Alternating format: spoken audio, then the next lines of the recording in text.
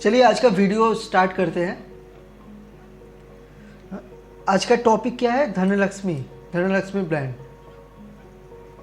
Before getting to plan, first of all हम लोग जान लेते हैं कि थंब रूल ऑफ इंश्योरेंस क्या होता है। थंब रूल ऑफ इंश्योरेंस मतलब, देखिए थंब रूल ऑफ इंश्योरेंस दो है, आपका रिकमेंडेड है और एक आपका मिनिमम रिक्वायरमेंट्स है। रिकमेंडेड में क्या है? 10 times of the annual income. जो भी अपना एनुअल इनकम है उसका 10 टाइम्स मुझे इंश्योरेंस कवरेज होना चाहिए। इंश्योरेंस कवरेज मतलब सम एश्योर्ड, ना कि मैच्योरिटी। और मिनिमम में क्या है? 5 times of the annual income. जो भी अपना एनुअल इनकम है उसका 5 टाइम्स एटलीस्ट अपना मिनिमम कवरेज होना चाहिए। अब कवरेज मतलब सम एश्योर्ड। अब एग्जांपल ले लेते हैं, अगर मुझे 10 लाख इनकम है तो मेरा इंश्योरेंस 1 करोड़ होना चाहिए। अगर मेरा 10 लाख इनकम है और मुझे मिनिमम रखना है तो मेरा इंश्योरेंस कवरेज कितना होना चाहिए? 50 लैक्स। अब ये कवरेज मतलब सम एश्योर्ड। और ये 1 करोड़ मतलब हम लोग 10 साल के लिए रख रहे हैं। और मिनिमम में क्या रख रहे हैं? मिनिमम हम लोग 5 ईयर्स का ही रख रहे हैं। मतलब जो भी हम लोग इनकम है वो हम लोग 5 साल के लिए रख रहे हैं। अगर मिनिमम कवरेज हम लोग करते हैं तो, क्योंकि मेरा इनकम है 10 लाख, मैं अगर 5 ईयर्स के लिए रखूँगा फैमिली के लिए तो मेरा वो 50 लाख बनता है। तो मेरा को कुछ हो जाता है तो अनसर्टेनिटी में मेरा फैमिली को 50 लाख रुपया मिलेगा, मतलब 5 साल का खर्च। और जब भी हम लोग रिकमेंडेड पे रखते हैं वो हम लोग 10 ईयर्स के लिए हम लोग in case of uncertainty family के लिए हम लोग बचा रहे हैं। अगर मेरा इनकम है 10 लाख ईयरली, तो अगर 10 साल के लिए रखेंगे तो मेरा बनता है 1 करोड़ रुपया। तो हम लोग जब भी 1 करोड़ का सम एश्योर्ड लेते हैं या फिर 1 करोड़ का कवरेज लेते हैं, तो जब भी हम लोग 1 करोड़ का सम एश्योर्ड लेते हैं तो दैट मीन्स हम लोग 10 ईयर्स के लिए फैमिली के लिए छोड़ जा रहे हैं जो भी अपना इनकम है।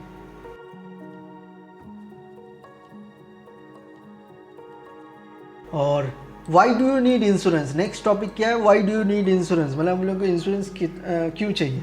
और हमरा जब भी हम लोग इंश्योरेंस देते हैं तो प्रायोरिटी क्या होना चाहिए? फर्स्ट प्रायोरिटी मतलब मेरा इंश्योरेंस कवरेज होना ज़रूरी है। मतलब मेरा फर्स्ट प्रायोरिटी यही है, मुझे जब भी हम कोई पॉलिसी में निवेश करते हैं तो मेरे को कवरेज कितना दे रहा है कंपनी, वो मेरा प्रायोरिटी होना चाहिए, ताकि मेरा अनसर्टेनिटी में मेरा फैमिली को एक लमसम कंपनसेशन मिले। और सेकंड प्रायोरिटी क्या होता है? जो भी हम लोग प्रीमियम दे रहे हैं वो मुझे बोनस के साथ मिलना चाहिए at the end of particular term. अगर 25 साल के लिए पॉलिसी करते हैं तो 25 साल के बाद या 25 साल के बाद मुझे जो भी हम लोग प्रीमियम दिए वो बोनस के साथ मुझे मिलना चाहिए रिटर्न। वो हम लोग का सेकेंड प्रायोरिटी होगा। हम लोग को क्या करना नहीं चाहिए जब भी हम लोग पॉलिसी करा रहे हैं, तो हम लोग को क्या देखना नहीं है या फिर क्या कंपैरिजन नहीं करना है। हम लोग को FD, PPA, म्यूचुअल फंड से कंपेयर नहीं करना है, क्योंकि वो लोग इंश्योरेंस ऑफर नहीं करता है। समझे बात? अब एक एग्जांपल से हम लोग समझ लेते हैं। मान लीजिए मैं 5,000 रुपया करके मंथली एक इंश्योरेंस पॉलिसी चालू करता हूँ। मान लीजिए LIC करता हूँ एंड 5,000 मंथली मैं SIP करता हूँ म्यूचुअल फंड में। बहुत जन म्यूचुअल फंड और LIC को कंपेयर करता है, बट क्यों इलॉजिकल है कंपेयर करना, वो मैं समझा रहा हूँ। 5,000 रुपया LIC स्टार्ट करता हूँ और 5,000 रुपया SIP स्टार्ट करता हूँ म्यूचुअल फंड में। अगर मुझे कुछ हो जाता है, मान लीजिए आफ्टर वन मंथ मुझे मेरा डेथ हो जाता है, तो फिर मेरा फैमिली को क्या मिलेगा? फैमिली को LIC से क्या मिलेगा? LIC से नियर अबाउट आपका मिनिमम तो 10 लाख रुपया मिल ही जाएगा। 10 to 15 लाख रुपया सम एश्योर्ड रिटर्न मिलेगा नॉमिनी को। एंड म्यूचुअल फंड में क्या मिलेगा? 5,000 प्लस जो भी फंड अप्रिसिएट हुआ है। मान लीजिए 1,000 रुपया फंड अप्रिसिएट हुआ है तो 6,000 रुपया मिलेगा। तो इसके लिए मतलब जब भी हम लोग कंपैरिजन करते हैं तो हम लोग को, जब भी हम लोग LIC करते हैं या फिर इंश्योरेंस करते हैं, तो हम लोग को अदर प्लेटफॉर्म, इन्वेस्टमेंट प्लेटफॉर्म से हम लोग कंपैरिजन करना नहीं चाहिए। नो, प्लान फीचर्स में आते हैं हम लोग। प्लान फीचर्स में आते हैं, ये आपका इंडोमेंट पॉलिसी है जिधर आपका सेविंग्स इन्वेस्टमेंट दोनों होता है। सेविंग्स में क्या होता है? Insurance coverage. और इन्वेस्टमेंट में क्या पोर्शन आता है? जो भी हम लोग प्रीमियम दिए वो हम लोग को रिटर्न बैक मिल जाता है विद बोनस, मतलब मैच्योरिटी जिसको बोलते हैं। ये आपका इन्वेस्टमेंट में पोर्शन में आता है। और dual tax savings on premium and return. जो भी हम लोग प्रीमियम दे रहे हैं, प्रीमियम पे कर रहे हैं LIC पॉलिसी में, वो अपना 80C में हम लोग IT फाइल में शो कर सकते हैं। और जो भी हम लोग रिटर्न रिटर्न मिलेगा हम लोग को वो आपका टैक्स फ्री होगा, और उधर क्या IT फाइल में अपने 1010D में शो कर पाएंगे। एंड तीसरा है आपका इंक्रीजिंग 4% करके कवरेज कंपाउंडेड। ये इंक्रीजिंग मतलब फर्स्ट ईयर से लेकर टिल टर्म तक आपका 4% करके इंक्रीज होते रहेगा। जितना आप प्रीमियम भरोगे एवरी ईयर आपका 4% इंक्रीजिंग कवरेज अपने को मिलेगा। चलिए प्रीमियम चार्ट देख लेते हैं क्या है प्रीमियम चार्ट। प्रीमियम चार्ट देखने से पहले एक बार प्लान देख लेते हैं क्या था। प्लान है आपका 5th ईयर में मुझे 50,000 मिलेगा, 10th ईयर में मुझे 50,000 मिलेगा, 15th ईयर में मुझे 50,000, मतलब 3 टाइम्स मुझे 50,000 मिलेगा। फिर 20th ईयर में जाके मुझे 3 लाख रुपया मिलेगा, एंड 21 साल में जाके मुझे 6,26,000 मिलेगा। अब आते हैं इधर प्रीमियम में। प्रीमियम मेरा कितना लगेगा 3200 करके मेरा प्रीमियम लगेगा, और ईयरली अगर लेते हैं तो 37,000 के आसपास। बेनिफिट्स एंड कवरेज क्या है? बेनिफिट्स एंड कवरेज आपका ईयरली मेरा मैं 37,000 करके पे कर रहा हूँ। जो मैं बोल रहा था कि ये वाला चीज़ कवरेज इंक्रीजिंग 4% कवरेज कंपाउंडेड, ये आपको इधर दिख रहा है। देखिए फर्स्ट ईयर आपका 6,30,000 के आसपास आपका कवरेज था, वो इंक्रीज होकर 6.5 लाख हो जा रहा है। फिर 6,70,000 हो जा रहा है, मतलब 4% करके इंक्रीज होते रह रहे हैं। तो हम लोग को इंक्रीजिंग कवरेज मिलता है 4% करके। कितना साल तक? जब तक पॉलिसी चलेगा।